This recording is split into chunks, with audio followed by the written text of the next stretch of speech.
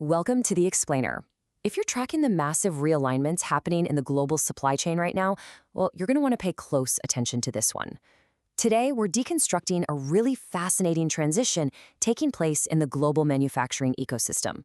We're looking at how an Indian electronics manufacturer is quietly, but very rapidly becoming an absolutely indispensable Tier 1 partner for some of the world's most demanding original equipment manufacturers, specifically in the global defense and aerospace sectors.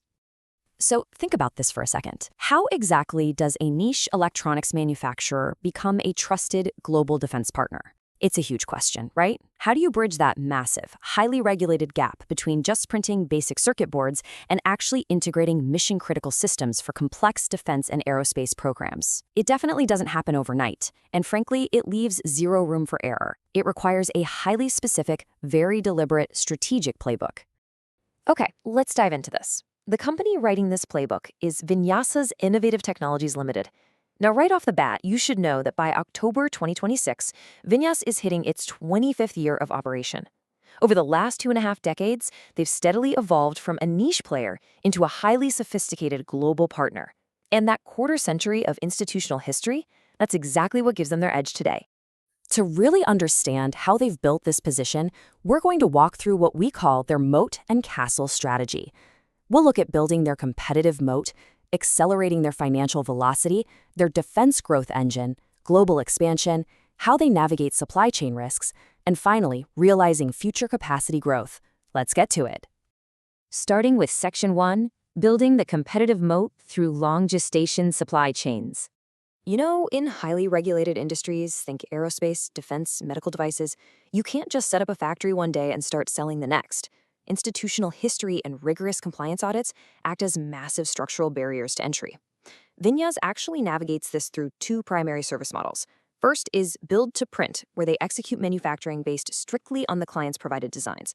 But the real value unlock is their build-to-specification model. Here, Vinyas uses its own internal engineering to develop products directly from customer requirements. This is absolutely crucial because it moves them much higher up the value chain, deeply embedding them right into their clients' R&D cycles. And this brilliantly illustrates what I mean. This invisible fortress of compliance is what truly sets them apart. Sure, you have the standard ISO 9001, but then you layer on AS 9100-D for aerospace and ISO 13485 for medical devices. But the crown jewel? That's the Nadcap Accreditation for electronics and PCB assemblies. Nadcap is recognized globally as one of the most demanding, notoriously difficult process-level accreditations to achieve. This is a massive differentiator for them when they're out there bidding on high-tier aerospace and defense programs. Moving right along to Section 2, accelerating financial velocity and shifting to high operating leverage. So all that operational credibility and those intense certifications we just talked about, well, they're now translating into an actual structural financial payoff, largely driven by an improved product mix and system integration. From FY24 to provisional FY26, operating income surged to over 500 crore. EBITDA nearly doubled, and profit after tax completely doubled to nearly 31 crore. To put that into perspective, management points out that the second half of FY26 alone brought in roughly 302 crores of that revenue. That tells us we're looking at a structural operating leverage shift here, not just some one-off cyclical spike. Of course, fueling a scaling phase like this requires serious capital. Vinyas recently completed an INR 150 crore preferential equity raise. And look, this isn't just corporate finance trivia. Combined with no objection certificates from major Tier 1 lenders like Canara Bank, Axis Bank, HDFC Bank, and SBI, this signals immense stakeholder confidence. It essentially gives them the robust capital structure they need to take on larger, much more complex integration programs without missing a single beat.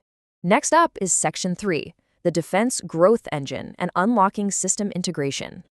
Now, what's really interesting about this slide is the sheer scale.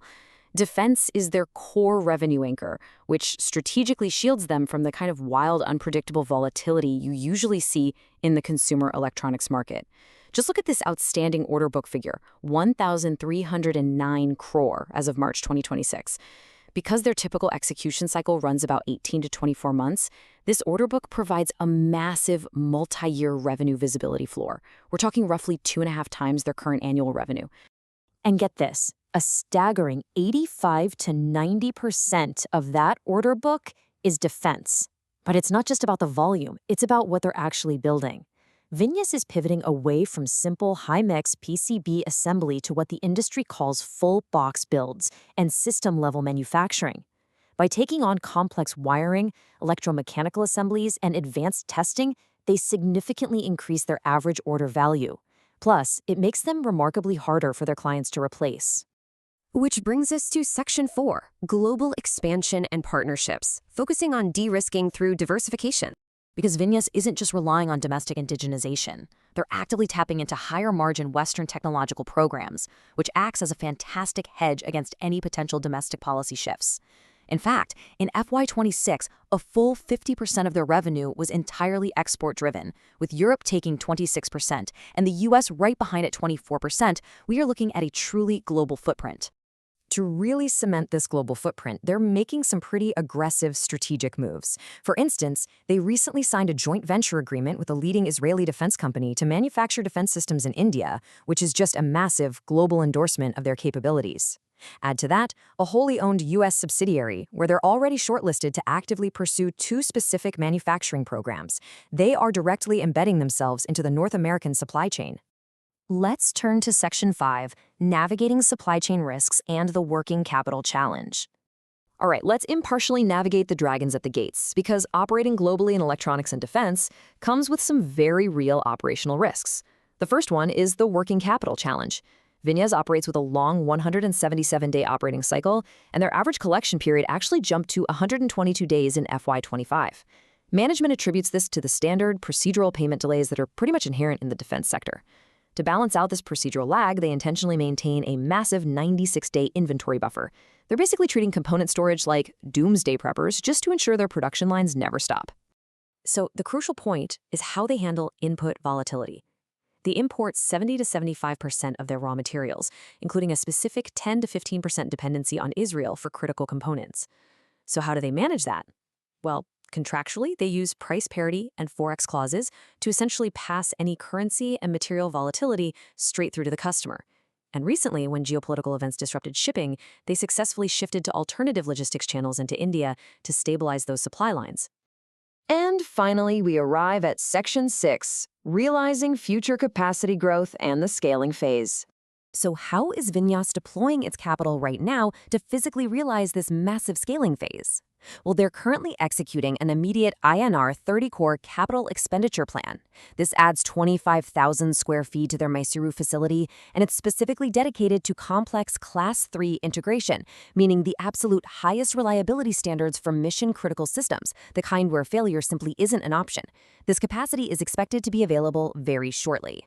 Let's move to and see how this builds. When these expansions actually come online, each manufacturing line can cater to roughly 500 to 600 crores.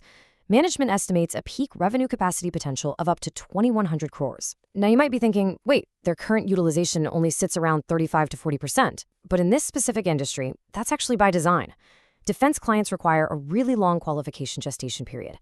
The lines have to be installed, running, and fully qualified by the customer before peak production can even begin. That buffer is a mandatory prerequisite for their targeted 25 to 30% year-on-year growth. So we're left to consider this big picture. With deep institutional backing, multi-year order visibility that completely shields them from consumer market volatility, and a massive expansion and high-value global capacity, is Vinyas positioned to completely dominate the electronics indigenization landscape over the next decade? It's a genuinely fascinating trajectory to watch as global supply chains continue to realign. Thanks so much for joining me on this explainer. Keep learning, and I'll catch you next time.